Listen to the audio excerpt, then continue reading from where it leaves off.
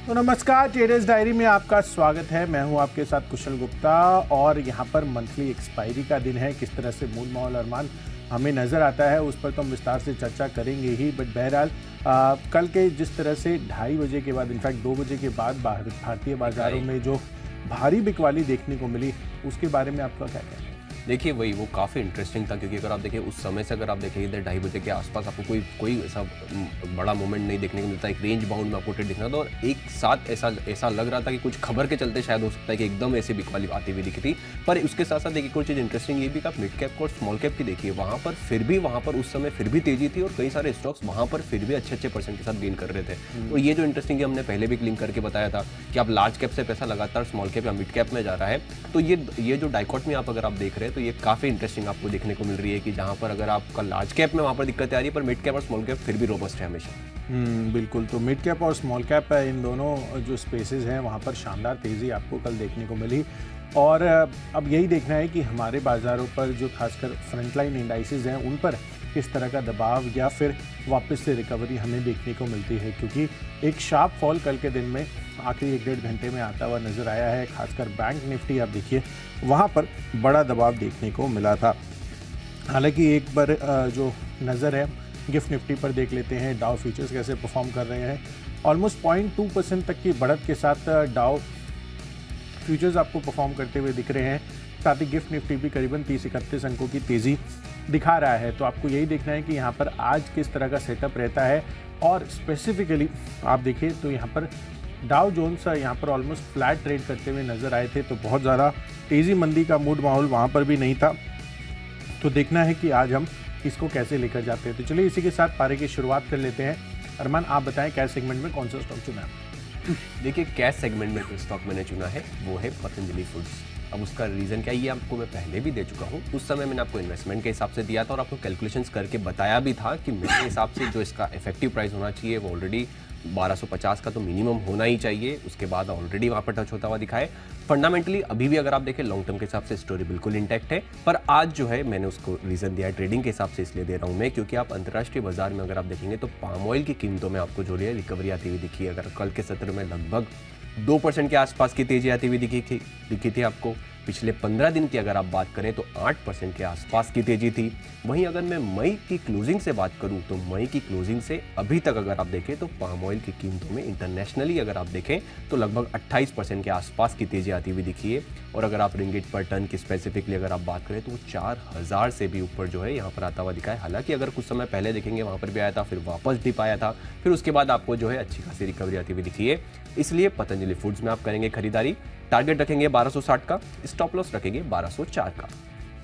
बिल्कुल। तो पतंजलि फूड्स यहाँ पर खरीदारी करने की राय आ रही है अरमान की तरफ से। चलिए मेरी तरफ से कैश सेगमेंट में स्टॉक है EIH limited. In fact hotel space कल भी हम देख रहे थे कि लगातार फोकस में रहा और बेहतरीन तेज़ी वहाँ पर इंडियन होटल्स पर भी आती हुई नजर आई। इनफैक्ट इस काउंटर पर भी देखिए तो 4-4.5% के दमदार गेंस थे। G20 का इवेंट्स भी होने वाला है आगे, और साथ साथ आपको ये भी ध्यान में रखना है कि यहाँ पर अच्छा खासा फेस्टिव मूड माहौल एंड आगे चलकर छुट्टियों का सीजन भी आने वाला है। तो उस चीज़ को ध्यान में रखते हुए कहीं ना कहीं होटल स्पेस, इनफैक्ट जैसे कि हम बात कर रहे थे कि मिड कैप और स्मॉल कैप सेगमेंट में अच्छी खासी खरीदारी लौट रही है। तो सेक्टर्स के लिहाज से EIH लिमिटेड, इनफैक्ट पूरा होटल स्पेस आज भी फोकस में रह सकता है। खरीदारी करके चलिए। टेक्निकल चार्ट मोमेंटम काफ़ी अच्छा है। 250 रुपये के टारगेट के लिए EIH लिमिटेड में खरीद करनी है आपको खरीदारी। 238 रुपये रखना है स्टॉप लॉस। चलिए ये तो हो गई कैश सेगमेंट की बात। फ्यूचर्स और ऑप्शंस में हमने क्या चुना है इसकी भी बात कर लेते हैं। तो डेरिवेटिव स्पेस में सबसे पहले मेरी तरफ से है PVR आइनॉक्स का काउंटर, जहां पर खरीदारी करनी है। इनफैक्ट आप देखिए यहाँ पर मल्टीप्लेक्स स्पेस में अब तो एक ही दिग्गज काउंटर रह गया है और सितंबर के फ्यूचर्स में खरीदारी करने की राय है। टेक्निकली चार्ट स्ट्रक्चर इसके लगातार मजबूत होते हुए दिख रहे हैं, बेहतरीन तेज़ी बन रही है। कल के दिन में भी अच्छी पॉजिटिविटी इसमें देखने को मिली थी और हम देख रहे हैं कि जिस तरह से ड्रीम गर्ल 2 50 करोड़ का बॉक्स ऑफिस कलेक्शन भी पार कर लिया है। साथ साथ गदर 2 आप देखिए 450 करोड़ के पास अब ये आंकड़ा भी पहुंचता हुआ नजर आ रहा है। तो जो हिंदी मूवी कलेक्शन है वहाँ पर जो परफॉर्मेंस अब आती हुई दिख रही है वापस से, वो एक अच्छा लेगअप हो सकता है। रीजनल कंटेंट तो वैसे भी अच्छा प्रदर्शन कर रहा है। आप देखिए जेलर मूवी रजनीकांत साहब की, वहाँ पर भी काफ़ी बेहतरीन रेटिंग्स आपको अक्रॉस बुक माई शो, पेटीएम पर भी आती हुई नजर आई है। तो PVR आइनॉक्स इसी वजह से मुझे लग रहा है कि अच्छी तेज़ी दिखा सकता है। अच्छे चार्ट स्ट्रक्चर है, खरीदारी कर चलिए। सितंबर फ्यूचर्स में 1840 रुपये नया टारगेट बनेगा 1775 रुपये का रखना है स्टॉप लॉस। देखिए बिल्कुल, और काफ़ी इंटरेस्टिंग है। जैसे अगर आप देखेंगे जब कोविड के टाइम पर इस बात का जिक्र हमेशा होता था, एक डिबेट अच्छी खासी चलती थी कि क्या अब ये कोविड के दौरान सब OTT पे ही देखना चालू कर देंगे, क्या कोई अगर थिएटर्स में है वहाँ पर जाएगा या नहीं जाएगा। उस समय भी हमने यही कहा था कि वो वाली जो चीज़ है कि आप थिएटर का जो फील आता है वो आपको OTT पे घर पे कंपेरेटिवली नहीं आता है। और यहाँ पर अगर आप देखिए जिस हिसाब से बॉक्स ऑफिस कलेक्शन आता हुआ दिख रहा है, तो वो उस डिबेट को शायद हो सकता है अब रेस्ट कर दे कि ऐसा नहीं होने वाला है। PVR अगर थिएटर्स जो है वो रहने वाले हैं। बिल्कुल अरमान, और इनफैक्ट अब तो ये भी हो गया है ना कि जो OTTs और सिनेमा हॉल्स में जब मूवी की रिलीज टाइम होती है, जो गैप होता है वो पहले कम हफ्तों का था और अब वो स्टैंडर्ड फिर से 8 हफ्तों का गैप हो गया है। तो बॉक्स ऑफिस कलेक्शन जो है वो इंटैक्ट रहने वाला है और आगे चलकर ऑब्वियसली अब जब OTT पर आ जाएगी ये चीज़, जैसे मूवी सत्य प्रेम की कथा है तो अब अमेजॉन प्राइम पर वो अब आ चुकी है, बट वो रिलीज़ हुई थी उसके बाद लगातार यहाँ पर जो ऑक्यूपेंसी है अक्रॉस मल्टीप्लेक्सेस वो तो आपको फैक्टर इन हो ही रहा है। तो जो रेवेन्यू कहीं ना कहीं पहले कट होने की बातें चल रही थी वो अब नहीं है। 8 वीक्स का स्टैंडर्ड आपको जो विंडो है वो मिलता हुआ दिख रहा है। तो इसी वजह से PVR आइनॉक्स मुझे लग रहा है कि अच्छी तेज़ी में आगे भी बना रह सकता है। बिल्कुल, अगर एक वो बात तो बिल्कुल ही सही है। अगर फ्यूचर्स में अगर आप जो मैंने स्टॉक लिया है वो है डिक्सन टेक, क्योंकि अगर आप देखें यहाँ पर अपडेट क्या है, PLI में बढ़िया रेस्पॉन्स जो है यहाँ पर आता हुआ दिखा है, जिसमें कई सारे नाम आए हैं, जिसमें एक डिक्सन टेक है उनका भी नाम आता हुआ दिखा है। अगर आप देखेंगे ओवरऑल चार्ट में भी आपको ओवरऑल जो चार्ट है वो रोबस्टनेस जो है आपको दिख ही रही है। पर आज क्योंकि यहाँ पर PLI स्कीम के चलते सारी अगर आप देखें जहाँ पर आप जो लैपटॉप्स और इन सब के लिए रिलेटेड अगर आप देखें तो आपको लिस्टेड प्लेयर्स में कंपैरेटिवली डिक्सन टेक एक अच्छा बेट मिलता है। इसलिए यहाँ पर आप करेंगे खरीदारी लगभग आप देखें 5150 का आपको टारगेट रखना होगा। स्टॉप लॉस रखेंगे 4920 का। हालांकि अगर आप देखें वैल्यूएशंस मल्टीपल्स पर अगर आप देखें तो अगर वैल्यूएशंस के बेसिस पर अगर आप देखते हुए जाएंगे तो वहाँ पर अगर आप देखें तो उस कंपैरेटिवली PE अगर आप या EV बाय बिटा अगर आप देखेंगे तो निवेश करने की हिम्मत थोड़ी कम होती है। पर अगर आप देखें कंपनी का कैगर देखें 5 साल में सेल्स की कैगर लगभग 34% के आसपास की है, या फिर मुनाफे की कैगर देखें लगभग 33% के आसपास की है। और इस खबर के चलते हो सकता है कि अगर आप देखें तो ये बढ़िया जो आपको जो यहाँ पर मोमेंट है वो आता हुआ दिखे। इसलिए डिक्सन टेक्नोलॉजी में खरीदारी करेंगे, टारगेट रखेंगे 5150 का और स्टॉप लॉस रखेंगे 4920 का। ऑप्शंस के हिसाब से जो स्टॉक मैंने चुना है इसका जिक्र अगर आप देखें कुशल ने भी जस्ट करा था। अगर आप बात करें इंडियन होटल्स की, यहाँ पर तेजी एकाएक आती हुई दिखी है, लगातार आई है। और कुछ दिन पहले हम कल ही शायद मैं और कुशल डिस्कस भी कर रहे थे कि जिस हिसाब से एक ITC जिस समय तक एक बार एक जोन में था उसके बाद से जो बढ़ता हुआ दिखा है, इंडियन होटल में भी आप देखें तो अच्छी खासी तेजी लगातार यहाँ पर आती हुई दिखी है। और सिर्फ पूरे होटल स्पेस के अगर आपको एक इंटरेस्टिंग चीज़ मैं आपको बताता हूँ, ये सारी होटल कंपनीज को देखिए और इन सारी कंपनीज के आप एक्सपेंशन प्लान सुनिए। सभी अपने अर्निंग्स कॉल्स में या फिर इन्वेस्टर प्रेजेंटेशन में, एनुअल रिपोर्ट्स में एक्सपेंशन पे अच्छा खासा जोर दे रहे हैं। और होटल सेक्टर की अगर कोई भी किसी भी सेक्टर के लिए, सिर्फ होटल सेक्टर के लिए नहीं, किसी भी सेक्टर के लिए अगर सभी कंपनियां एक्सपेंशन और डिमांड रोबस्टनेस की बात कर रही है, मतलब आपको सेक्टर का आउटलुक आने वाले समय का बिल्कुल बढ़िया दिखता है। और जैसा कि वर्ल्ड कप की बात कुछ ने ऑलरेडी कही सही, तो ये ऐसे सारे इवेंट्स हैं, तो उसके लिए आपको यहाँ पर बेट करना है। टारगेट यहाँ पर कॉल ऑप्शन जो है बाय करेंगे 420 का, जिसको जो मिल रहा है 15.4 का। यहाँ पर आप टारगेट रखेंगे 20 का और स्टॉप लॉस रखेंगे 13 का। बिल्कुल, तो चलिए यहाँ पर इंडियन होटल्स इसमें खरीदारी करने की राय आ रही है। वैसे भी लगातार हम देख रहे हैं कि होटल स्पेस फोकस में बने हुए हैं, अच्छी तेजी के मोमेंटम में देखने को मिल रहे हैं। चलिए ऑप्शंस कैटेगरी में मेरी तरफ से मेटल स्पेस से है हिंदुस्तान कॉपर का काउंटर, यहाँ पर 155 रुपये का कॉल ऑप्शन अगस्त महीने का ही आपको खरीद कर चलना है।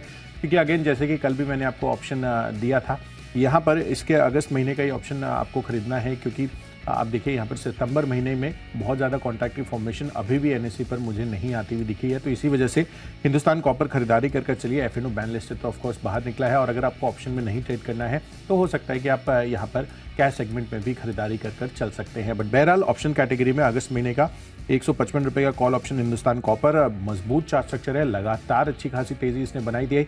इनफैक्ट लंबी अवधि के लिए मैंने 104-105 रुपये के आसपास आपको ये दिया था।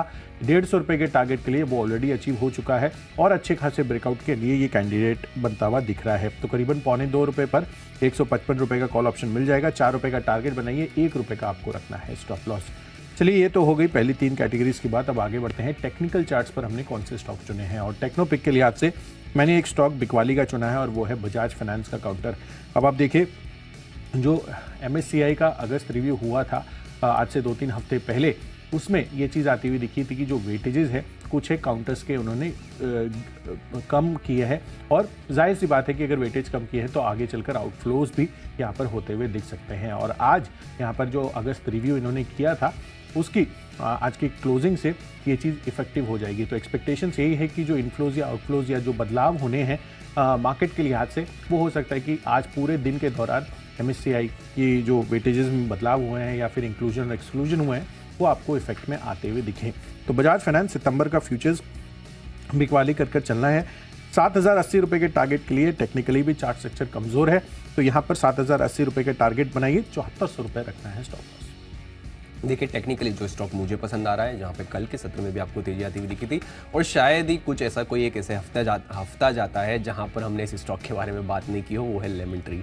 यहाँ पर अगर आप देखें लगातार कुछ ना कुछ आप देखेंगे ये टाई अप करते हुए रहते हैं कई सारे। अगर आप सिर्फ पिछले अगर 3-4 महीने का अगर आप सिर्फ प्रेस रिलीज ही आपको चेक करना पड़ जाए कि इन्होंने कितने टाई अप करें, वो भी अपने आप में एक बड़ा टास्क बन जाता है। इतने सारे जो है वो टाई अप जो है वो करते हुए दिखे हैं। और कल भी अगर आप देखें तो कल भी यहाँ पर अगर आप देखें अच्छा खासा मूवमेंट आता, पूरा होटल स्पेस ही अच्छा आता हुआ दिखा था, यहाँ पर भी बढ़िया मूवमेंट आता हुआ दिखा था।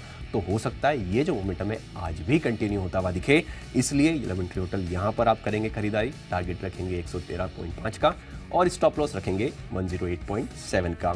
फंडामेंटली जो स्टॉक मुझे पसंद आ रहा है, देखिए एक बात बिल्कुल सही है कि अगर आप देखिए इतने सारे फंडामेंटल्स या इन्वेस्टमेंट में आप स्टॉक्स को अभी फिलहाल जिस तेजी से आपको स्टॉक्स बढ़ते हुए दिख रहे हैं, ये अच्छी क्वालिटी के और अच्छे वैल्यूएशंस पे स्टॉक्स फाइंड करना एक अभी भी अच्छा खासा जो है एक टास्क होता हुआ दिखा है। इसलिए कुछ स्टॉक्स ऐसे हैं जहां पर आपको हम ट्राई ये हमेशा करते हैं कि आपको ऐसे स्टॉक दिए जाएं जहां पे ग्रोथ का आउटलुक बढ़िया है, उसी के साथ साथ आपको वैल्यूएशन जो है वो भी अभी ग्रोथ के हिसाब से अगर आप देखें तो वैल्यूएशन इंटरेस्टिंग दिखते हुए दिख रहे हैं। क्योंकि कुछ स्टॉक्स जैसे कि हम देते हुए दिखते हैं उसी समय 15-20% के आसपास की अगर आपको तेजी उसी समय आ जाती है, या फिर 50% के आसपास की तेजी अगर कुछ समय में आ जाती है, तो वो स्टॉक हालांकि फ्यूचर के हिसाब से काफ़ी बढ़िया रहता है, पर फिर भी वैल्यूएशन के हिसाब से अगर आपको देखें तो थोड़ा आप और ज़्यादा लेने की जो है वहाँ पर हिम्मत थोड़ी कम हो जाती है। पर इन सब कैटेगरी को अगर आप देखते हुए, इन सब स्क्रीनिंग को लगाते हुए उसके बाद अगर कुछ स्टॉक निकल के आता है तो उसमें से एक है ग्लोबल हेल्थ। क्योंकि अगर आप देखें यहाँ पर भी तेजी आई है, और तेजी आने का रीजन भी अगर आप देखें तो कंपैरेटिवली कंपनी के आपसे फाइनेंशियल देखिए, हालांकि अभी वो ईवी बाय इबिटा के लगभग 25 के आसपास पर वो ट्रेड कर रहा है। इनका अगर आप सेल्स का देखेंगे, इनकी ऑपरेटिंग प्रॉफिट देखेंगे, ऑपरेटिंग प्रॉफिट जो FY21 में लगभग 200 करोड़ के आसपास था। फिर अगर आप FY22 की बात करें वो बढ़ के 460 करोड़ के आसपास हो गया। फिर उसके बाद आप मार्च अगर FY23 की बात करें तो 620 करोड़ के आसपास हो गया। मुनाफे की बात करें तो मुनाफा 30 करोड़ था, फिर बढ़ के 200 करोड़ के आसपास, फिर बढ़ के 326 करोड़ के आसपास होता हुआ दिखा है। कंपनी का अगर आप प्रमोटर्स क्वालिटी, इनके हॉस्पिटल्स की क्वालिटी वो काफ़ी बढ़िया है, प्रमोटर जो है उनका काफ़ी बढ़िया है। इंटरेस्टिंग है वहाँ पर कि उनके पास जो स्किल्स हैं, जिस तरीके के स्किल्स है और जिस तरीके का रिकग्निशन है, और सिर्फ हमारे देश में नहीं इंटरनेशनली भी, और जो इनके ग्रोथ प्लान से कुछ ही समय पहले आपने ये भी खबर आती हुई दिखी थी कि इन्होंने एक टाई अप भी करा है, और उसी के साथ साथ इनका खुद का एक एक्सपेंशन प्लान वो तो चल ही रहा है। तो उस हिसाब से आने वाले समय के लिए भी जो आपको वैल्यूएशन मिल रहे हैं वो काफ़ी अच्छे मिल रहे हैं। उस हिसाब से आपको यहाँ पर भी अभी भी खरीदारी कर सकते हैं। पर फिर भी यहाँ पर जिस स्तर से मैंने ऑलरेडी दिया था वहाँ से लगभग 40% के आसपास, तो 30-35% के आसपास ऑलरेडी बढ़ चुका है। खरीदारी करनी है, पर यहाँ पर भी एक बार में पूरा हिस्सा आपको खरीदना नहीं है, थोड़ी थोड़ी करके यहाँ पर खरीदारी करनी है। इसलिए फंडामेंटली ग्लोबल हेल्थ बढ़िया लग रहा है। टारगेट रखेंगे 850 का, ड्यूरेशन रखेंगे 1 साल का। बिल्कुल, तो चलिए ग्लोबल हेल्थ फंडामेंटली ये काउंटर अरमान को पसंद आ रहा है, तो डेफिनेटली इस पर नज़र लगाकर चलिए। यहाँ पर अच्छा बढ़िया पोर्टफोलियो पिक ये बन सकता है। चलिए मेरी तरफ से फंडा पिक के लिहाज से मैंने स्टॉक चुना है SJVN। सरकारी कंपनी है, और अगर आप देखें तो कंपनी इलेक्ट्रिसिटी जनरेशन के कारोबार में है, और यहाँ पर हाइड्रो पावर प्रोजेक्ट्स के लिए कंसल्टेंसी भी करती है। इंटरेस्टिंग बात यह है कि आप देखें मार्च महीने में करीबन 30-32 रुपये के आसपास के लेवल्स थे, और उसके बाद से यहाँ पर लगातार बेहतरीन तेज़ी आपको देखने को मिली, और अब 62 के आसपास SJVN पहुँचता हुआ नज़र आ रहा है। तो जाहिर सी बात है कि यहाँ पर अच्छी खासी तेज़ी का मूड माहौल इसमें ऑलरेडी बन चुका है। वहीं अगर आप रिटर्न ऑन इक्विटी और रिटर्न ऑन कैपिटल एम्प्लॉयड के हिसाब से देखेंगे तो 10 से 12% का यहाँ पर भी ये रेशियो अच्छा फिट बैठता हुआ दिख रहा है। वैल्यूएशन के लिहाज से भी बहुत ज़्यादा एक्सपेंसिव नहीं है, 23-23.5 के PE पर कंपनी उपलब्ध है, और मोर इम्पॉर्टेंटली यहाँ पर FIs और DIs का भी स्टेक है। करीबन अगर आप इनफैक्ट DIs की बात करें तो 3.42 3.5% के आसपास इनके पिछले साल जून तिमाही में ये इनकी हिस्सेदारी थी और अब बढ़कर ये 4% के पार होती हुई दिख रही है।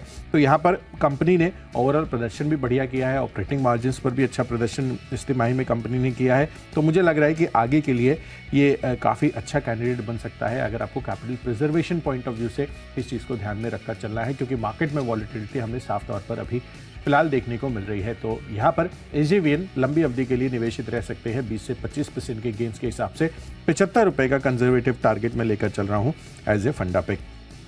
चलिए, ये तो हो गई फंडा पिक की बात। अब आगे बढ़ते हैं, निवेश के लिहाज से हमने कौन से स्टॉक्स चुने हैं। इन्वेस्टमेंट पिक के हिसाब से मैंने स्टॉक चुना है life insurance company SBI life. यहाँ पर खरीदारी करने की राय है। अब आप देखें पेरेंटेज का तो ऑफकोर्स इसको बड़ा फायदा आगे चलकर मिलता हुआ नजर आएगा। इनफैक्ट जब से कंपनी लिस्ट हुई है मैं देख रहा था, इसको क्लोजली वॉच कर रहा था, 950,000 रुपए के भाव से अब आप देखिए 1300 के पार SBI लाइफ का काउंटर जाता हुआ दिख रहा है। इनफैक्ट आगे चलकर अब आप देखिए ऑलमोस्ट यहाँ पर अगस्त महीना ख़त्म हो गया है, तो आगे के जो 5-7 महीने हैं ये इनके लिए काफ़ी ज़्यादा पॉजिटिव रह सकते हैं, क्योंकि ये जो साइकिल है खासकर टैक्स बचाने के हिसाब से JFM जिसको हम बोलते हैं जनवरी फरवरी मार्च वाला जो महीना है, इनफैक्ट जो क्वार्टर है, वहाँ पर आपको अच्छे खासे गेंस कंपनी के नए इंश्योरेंस प्रीमियम्स में बनते हुए नज़र आते हैं। और पीरियोडिकली हम देखते ही हैं कि लाइफ इंश्योरेंस में किस तरह के रिविजन्स आपको आते हुए दिखते हैं। तो हर एक पर्सपेक्टिव से आप देखिए तो SBI लाइफ इस काउंटर इनफैक्ट इस पूरे स्पेस के हिसाब से एक अच्छी बेट मानी जा सकती है। तो अगले 1 साल के लिए 1550 रुपये का टारगेट अगर आप कंजर्वेटिव बेसिस पर भी बनाकर चलेंगे तो ये आपको इजीली अचीव होते हुए नजर आएंगे। आप SBI लाइफ में भरोसा करके यहाँ पर खरीदारी करके चल सकते हैं। बिल्कुल कुशल। और अगर आप देखें लाइफ स्पेस में, लाइफ इंश्योरेंस स्पेस की, जहाँ पर अगर आप बीच में कुछ टैक्स में अगर आप देखें पिछली बार कुछ अगर आपको टैक्स में कुछ इशू आता हुआ दिखा था, तो वहाँ पर फिर वापस ये वाली बात चल रही थी कि लोग सिर्फ टैक्स के लिए खरीद रहे हैं। बट जितना जैसा कि हमारी कंट्री का डायनामिक्स है, जिस हिसाब से हमारी यूथ पॉपुलेशन है जो लगभग अगर आप देखें जो 20 से लगभग 40 के आसपास की रेंज में है, वो परसेंटेज ऑफ पॉपुलेशन काफ़ी ज़्यादा है। वो जिस हिसाब से एजुकेट हो रही है वो इस चीज़ को समझ रहे हैं कि ये सिर्फ टैक्स बचाने के लिए नहीं है। और ये मैंने पिछली बार भी कहा था कि मतलब एक बार अगर कोई आपका अर्निंग मेंबर में अगर कोई दिक्कत आती है तो शायद हो सकता है कि उसको खर्चे में ही आपके दो पीढ़ी शायद पीछे पहुंच जाए उस खर्चे के लिए। तो ये काफ़ी इंटरेस्टिंग है, काफ़ी और ज़रूरी है यहाँ पर, सिर्फ टैक्स के हिसाब से नहीं, लाइफ इंश्योरेंस लेना भी इस हिसाब से। और ये समझ में भी आ रहा है और इनके डेटा ये बता भी रहे हैं। इस SBI लाइफ या लाइफ इंश्योरेंस स्पेस ही अपने आप में जो है वो काफ़ी बढ़िया बेट, अच्छे पूरे लॉन्ग टर्म के लिए इंश्योरेंस पॉलिसी भी रखें और लाइफ इंश्योरेंस को भी रखें, इन स्टॉक्स को भी रखें, तो काफ़ी बढ़िया स्टॉक बन जाता है। ऐसा ही एक इन्वेस्टमेंट पिक है, वो है CDSL। क्योंकि अगर आप देखें, आप जिस हिसाब से हमारा यूथ का जो मार्केट पे जो उनका इंटरेस्ट आता हुआ जा रहा है, और अगर आप देखें जितना भी अगर आप बात करेंगे उनसे, तो एक चीज़ क्लियर कट समझ में आ रही है आपको कि उन्हें ये चीज़ समझ में आ रही है कि ये एक अच्छा सोर्स, अगर आप आपका दूसरी कहीं जॉब भी कर रहे हैं या फिर आप कोई दूसरा अगर कारोबार भी कर रहे हैं, तो भी आपके लिए एक इन्वेस्टमेंट और ग्रेजुअल इन्वेस्टमेंट आपके लिए एक बड़ा चीज़ बन जाती है आने वाले समय के हिसाब से, जहाँ पर आप अच्छा खासा जो पैसा है लंबे समय में कमा सकते हैं। और उस हिसाब से अगर आप देखें परसेंटेज ऑफ पॉपुलेशन अभी भी काफ़ी कंपेरेटिवली कम है। और ये जो ग्रोथ है, अगर आप CDSL की बात करें या फिर आप इंश्योरेंस स्पेस की बात करें, ये सारी ग्रोथ अगर आप देखें कई लंबे समय तक जो है चलने वाली है। तो जब भी अगर आप थोड़ा बहुत भी अगर कुछ डाउट आए, तो अगर किस स्टॉक्स में अगर आपको लेना है, थोड़ा बहुत पैसे अगर आपके पास हो, डाउट हो उस समय, तो कुछ ऐसे स्टॉक है जिसको आप हमेशा के लिए अगर कुछ समय के लिए ले सकते, कुछ हर बार के लिए ले सकते हैं। जैसा ही एक स्टॉक है CDSL, इसमें आप ड्यूरेशन रखेंगे 1 साल का और टारगेट रखेंगे 1400 का। खबरों के हिसाब से जो स्टॉक मुझे पसंद आ रहा है वो है अजंता फार्मा, क्योंकि क्या यहाँ पर एक खबर आती हुई दिखी है। खबर क्या आई है? खबर ये आई है कि US FDA से इनको एक कैप्सूल है, उसके लिए जो है अंतिम मंजूरी मिलती हुई दिखी है। कैप्सूल का नाम तो शायद आपको कुशल लेके बता सकते हैं, बट इनकी जो अंतिम मंजूरी जो है वो यहाँ पर वो मिलती हुई दिखी है। और अगर आप देखें ओवरऑल भी, अगर आप इनको देखें कि आप लगभग 22 ANDA जो है उनको मंजूरी मिलना जो अभी भी बाकी है, तो हो सकता है आने वाले समय में जिस हिसाब से यहाँ पर जो ग्रोथ है वो काफ़ी इंटरेस्टिंग हो सकती है। और आज खबर के चलते भी आज आपको जो है यहाँ पर मोमेंटम आ सकता है, इसलिए अजंता फार्मा में करेंगे खरीदारी। टारगेट रखेंगे 1780 का और स्टॉप लॉस रखेंगे 1710 का। बिल्कुल अरमान, इनफैक्ट जो खबर आती हुई दिख रही है अजंता फार्मा के लिए वो काफ़ी पॉजिटिव भी साबित हो सकती है। लगातार फार्मा कंपनी के लिए अगर US FDA से कुछ मंजूरी मिलती है तो यहाँ पर अजंता फार्मा के लिए पॉजिटिव हो सकता है। और ये सब मैं इसलिए बोल रहा हूँ क्योंकि जो आप दवाई का नाम मेरे को प्रोनाउंस करने बोल रहे हैं वो मैं भी नहीं कर सकता हूँ तो इसीलिए सपोर्टिंग आर्ग्यूमेंट है, अजंता फार्मा यहाँ पर खरीदारी कर चल सकते हैं। जिस तरह की खबर की डेवलपमेंट है वो इनके लिए पॉजिटिव रह सकती है। एंड ओवरऑल फार्मा स्पेस हम देख ही रहे हैं कि एक अच्छे सेक्टरल रोटेशन में यहाँ पर कारोबार करते हुए दिख रहे हैं। चलिए, खबरों के लिहाज से मेरी तरफ से खरीदारी का कॉल है RVNL पर, यहाँ पर खरीदारी कर चलनी है। इनफैक्ट यहाँ पर इनके लिए भी लगातार ऑर्डर विंस का जो सिलसिला है वो अभी भी जारी है, जिसमें कंपनी ने महाराष्ट्र मेट्रो रेल कॉर्पोरेशन से एल्वर बिडर घोषित होते हुए दिखे हैं। और इस प्रोजेक्ट की कुल लागत करीबन 256 करोड़ रुपए की है और अगले 30 महीनों में ये ऑर्डर पूरा किया जाएगा। तो एल्वन बिडर ऑलरेडी घोषित हो ही गया है, तो आगे चलकर यहाँ पर कंपनी को जो लेटर ऑफ अवार्ड है वो भी मिलता हुआ दिखेगा। तो RVNL खरीदारी कर चलिए यहाँ पर। तो 133 रुपए का टारगेट आज के लिए नया बनाना है, आपको 125 रुपए का रखना है स्टॉप लॉस। अभी भी हमारी माय चॉइस की 3 पार्ट, माय चॉइस की पिक्स अगर आप बाकी है तो माय चॉइस में जो सबसे पहला स्टॉक मैंने लिया है वो है ड्रीम फोक्स सर्विसेज। अगर मैंने आपको कुछ समय पहले आपको लगभग मैं आपको शायद 360 के आसपास जब मैंने आपको यहाँ पर खरीदारी की राय करी थी, वहाँ से ऑलरेडी बहुत बढ़ चुका है। फिर कुछ समय तक मैंने यहाँ पर आपको स्टॉक जो है यहाँ पर नहीं दिया था, पर जिस बेसिस पर जिस एक और बेसिस था जहाँ पर मैंने आपको रिटेल दिया था, उस पर एक रीज़न ये था कि जिस सरकार का, अगर आप मोदी जी का, अगर आप हमारे प्रधानमंत्री जी का अगर आप भाषण भी सुनेंगे तो वहाँ पे उन्होंने क्लियरली कहा था कि हमारे रेलवे स्टेशंस को वो एयरपोर्ट के हिसाब से जैसे जो है वो वैसा बनाना चाहते हैं। अब उसमें उन्होंने लॉन्जेस की भी बात करी थी। तो अगर बस ये एक इंटरेस्टिंग स्पेस जो है इनके लिए काफ़ी अच्छा हो सकता है, क्योंकि अगर आप रेलवे स्टेशंस पर भी लॉन्जेस आएंगे तो ड्रीम फोक्स सर्विसेज की वहाँ पर आपको अच्छा खासा बिजनेस जो है वो आने वाले समय में हो सकता है। अगर आप नंबर ऑफ एयरपोर्ट्स के हिसाब से नंबर ऑफ रेलवे स्टेशंस देखेंगे, जिस हिसाब से उनको इंफ्रास्ट्रक्चर करना है, 508 रेलवे स्टेशन ऐसे हैं जिनको अगर आप देखें वो एयरपोर्ट के इंफ्रास्ट्रक्चर के हिसाब से जो है इंटरनेशनल लेवल पे करवाना चाहते हैं। इसलिए ड्रीम फोक्स सर्विसेज में आपको करनी है खरीदारी। अगर आप खबर देखें, खबर ये आती हुई दिखिए कि कंपनी ने एक प्रमुख वीजा सर्विस प्रोवाइडर के साथ करार करते हुए दिखे हैं। तो हो सकता है आज आपको यहाँ पर मोमेंटम आता हुआ दिखे, इसलिए यहाँ पर करेंगे खरीदारी। टारगेट रखेंगे 518 का और अगर आप स्टॉप लॉस रखेंगे 495 का। दूसरा स्टॉक वो है NBCC, और ये अगर आप देखें कि लगातार अगर आप स्पेसेस में ऑर्डर्स विंस जो है वो आते हुए जा रहे हैं, तो मेरा अनुमान ये है कि हो सकता है कि आने वाले समय में इनको देखें लगभग की ऑर्डर्स जो हैं वो लगभग मिल सकते हैं, अच्छे खासे ऑर्डर्स मिल सकते हैं। उसके चलते आपको मोमेंटम जो है वो यहाँ पर भी आता हुआ दिख सकता है। टारगेट रखेंगे 57 का, ड्यूरेशन रखेंगे 3 महीनों का। और आखिरी स्टॉक है वो है DCX सिस्टम, क्योंकि कंपनी ने अगर आप देखें ELTS सिस्टम के साथ जो है जॉइंट वेंचर एग्रीमेंट करते हुए दिखे हैं। ये जो जॉइंट वेंचर एग्रीमेंट करा ये काहे के लिए कहा, इन्होंने रडार और ऑप्टिक्स टेक्नोलॉजी को विकसित करने के लिए जो है ये करार करते हुए दिखे हैं।